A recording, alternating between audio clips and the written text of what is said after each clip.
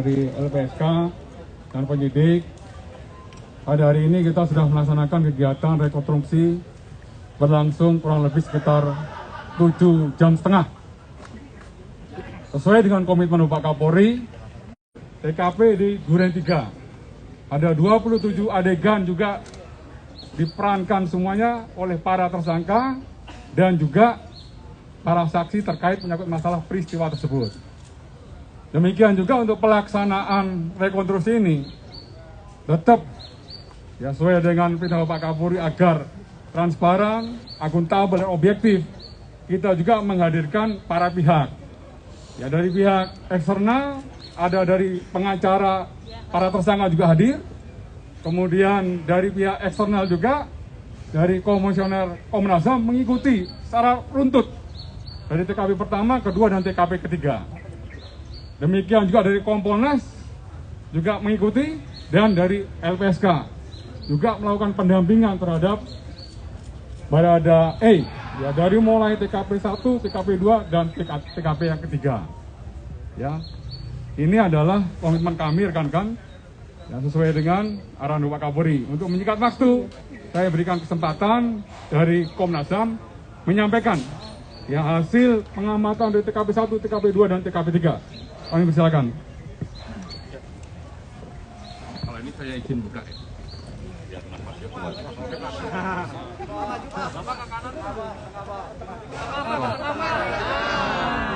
Oke, terima kasih.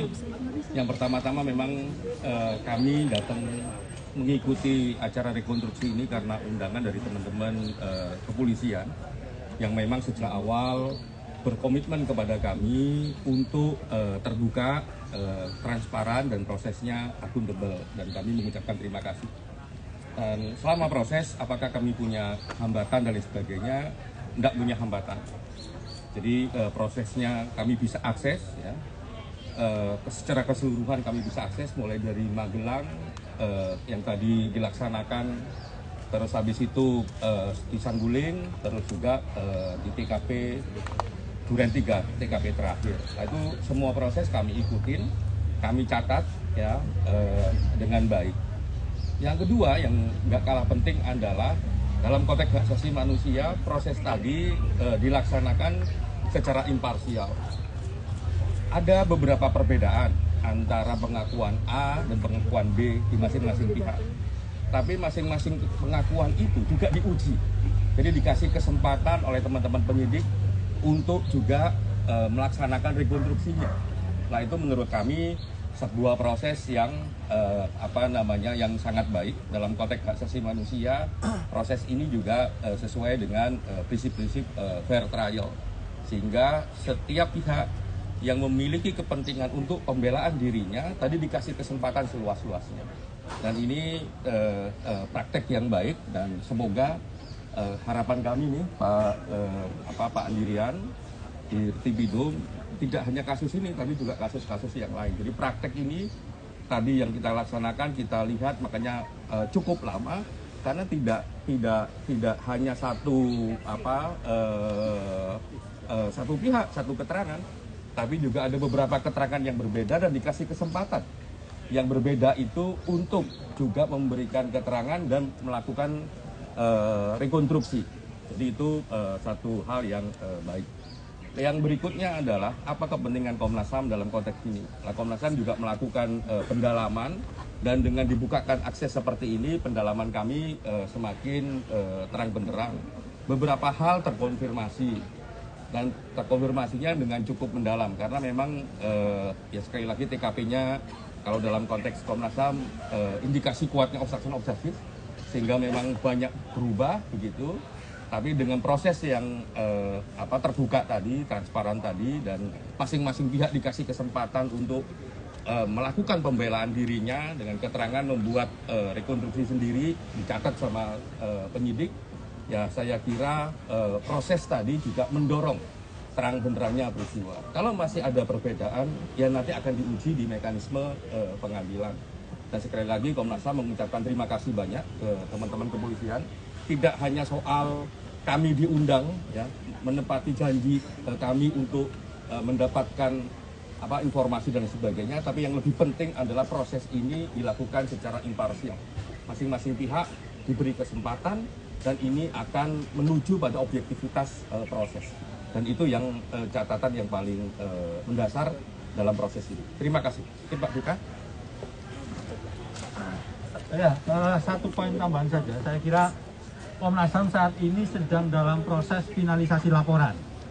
Artinya informasi, keterangan, dan data-data tambahan yang didapatkan dari pagi sampai sore ini akan menjadi tambahan kami memfinalkan laporan.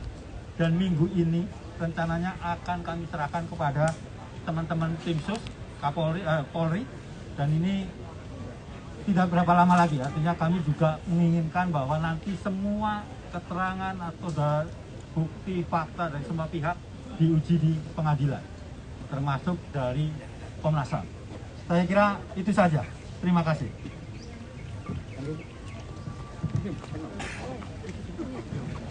Assalamualaikum warahmatullahi wabarakatuh. Selamat sore. Dari LPSK kami memang sejak awal mendampingi Richard Eliezer selaku tersangka, dalam hal ini juga posisinya sebagai justice kolaborator. Dari sejak awal tadi pagi berangkat juga sudah kami koordinasikan dengan Polri dari kemarin dan kuasa hukumnya untuk Richard Eliezer bisa hadir di acara rekonstruksi ini untuk sebagai komitmen dia untuk mengungkap kejahatan ini. Nah, tadi sudah dilakukan rekonstruksi, kami mengikuti, mendampingi Baradae ya dari rumah Magelang pengganti ya Pak ya. Terus kemudian di Saguling dan Duren 3 seperti yang disampaikan oleh Komnas HAM bahwa ada beberapa versi dari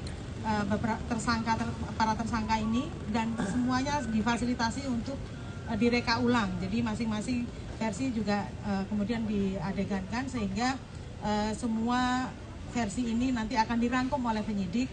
Harapannya sih rekonstruksi ini menguatkan penyidik untuk mengungkap kasus ini semuanya dengan secara lebih terbuka.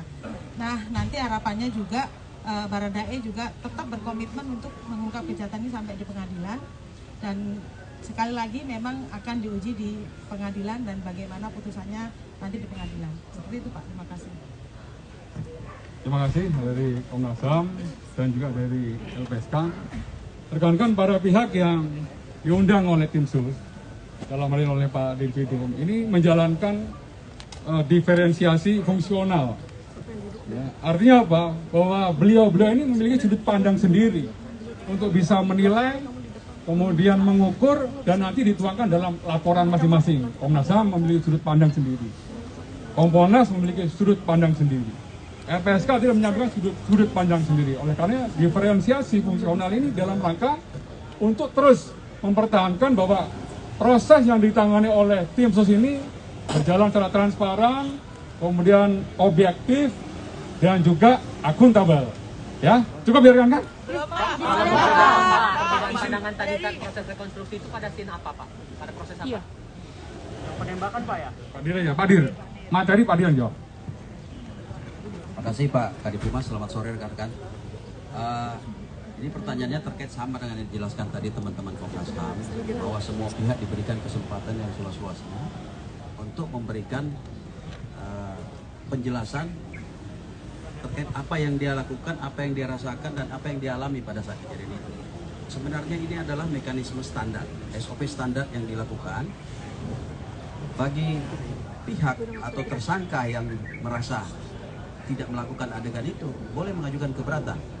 Keberatan dalam hal ini tentu keberatan tersebut akan kita berikan pemeran pengganti, figur. Nah, dalam proses kali ini ada beberapa hal, ya, ada beberapa hal. Misalnya saya kasih contoh ini, yang contoh mudah. Mas itu menurut saya ada di situ, tapi Mas itu mengatakan enggak, dia tidak di situ, ada di sana. Nah, kalau dia tidak mau terima, kita pakai pemeran pengganti di sana. Paham ya? Ini sebaliknya seperti itu.